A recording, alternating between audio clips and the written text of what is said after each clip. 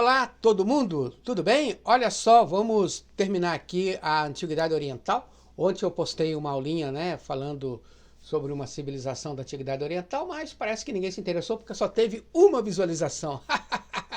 Mas agora eu estou colocando esta dica para você que pretende fazer o concurso aqui em Mato Grosso do Sul para professores na área de História. Tá certo? Deixa eu entrar aqui no meu slide, beleza? Olha só, pessoal, vamos falar dos fenícios e dos hebreus, tá? E vou começar falando dos fenícios, tá, gente? Aqui começo mostrando para vocês esse mapa, né? Vocês estão vendo o mapa? Deixa eu ver se eu acho aqui um laser. Acho que eu vou achar um laser aqui, fica melhor, né? Vocês estão vendo o laser? Beleza, tá? Muito bem. Primeira informação que eu vou passar para vocês é que o povo fenício era um povo de navegadores, eram grandes navegadores e era um povo de comerciantes. Já vou falar isso daqui a pouquinho, tá? Tinham como base econômica o comércio marítimo. Vou repetir isso daqui a pouquinho porque essa informação é que vale, que é mais importante. A Fenícia se localizava nessa região aqui. Essa região aqui é a Ásia, né? Região do Oriente Médio. Se subir para cá você vai ter a Síria, vai ter o Irã, a região do Oriente Médio. Essas três cidades, né, esses três nomes, melhor dizendo, são as três principais cidades da civilização fenícia. Então você tem Biblos, Sidom e Tiro. Essas cidades existem até hoje e faz parte do Líbano. Hoje a Fenícia, né, essa região que era a antiga Fenícia, hoje é um país chamado Líbano, tá? Muito bem. Então essas três cidades eram as três cidades mais importantes. Beleza? Bom, aí eu fiz assim, para ser bem objetivo para vocês, assim, colocando características que eu acho mais relevante vocês memorizarem, né? E no aspecto político, era dividido em cidades e estados. O termo que você tem que ter em mente, nunca pode esquecer, né? Eles nunca formaram uma unidade política. Nem como um estado nacional, que naquele período nem se fazia ideia do que era nação, e nem como império, tá, pessoal? Embora ele tenha fundado algumas colônias, mas eles não chegaram a formar império. Então era dividido em cidades e estados, né? E quem dominava o poder político, quem tinha o controle era uma talassocracia. Esta é a palavra que você tem que memorizar. Talassocracia.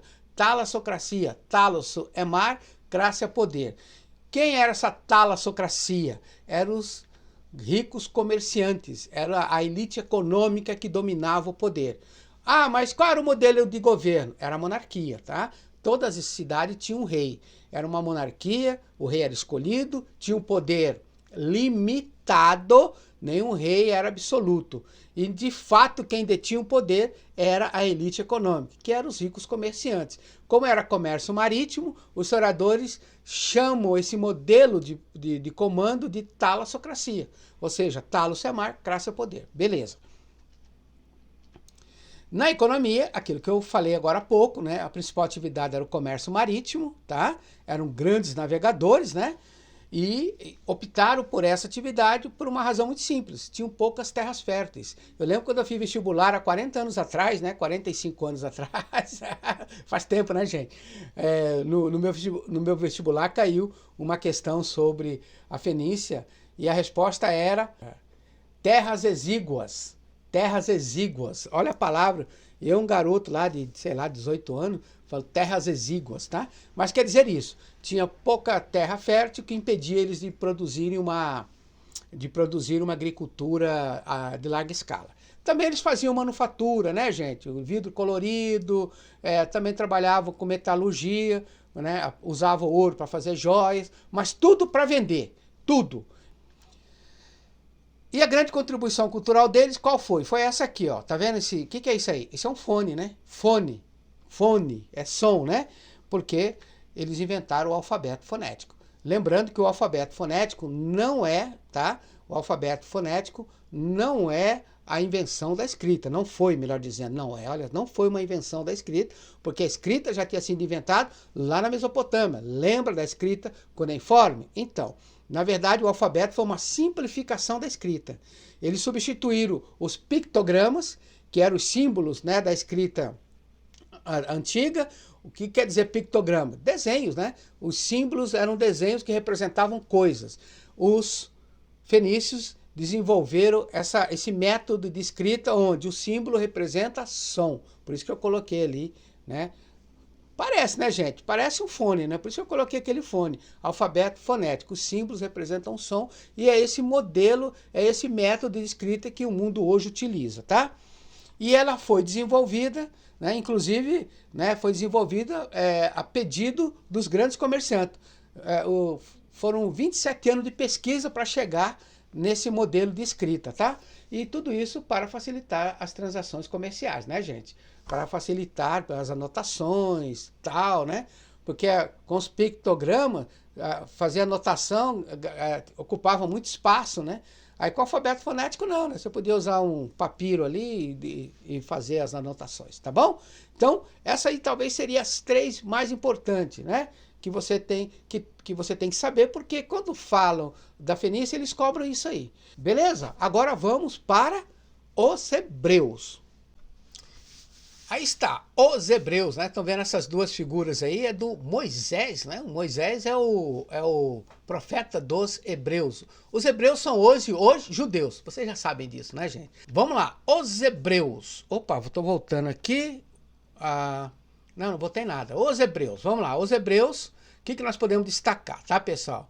Os hebreus têm como fonte de estudo a Bíblia Sagrada, principalmente do Velho Testamento. É lá que a gente vai buscar as informações.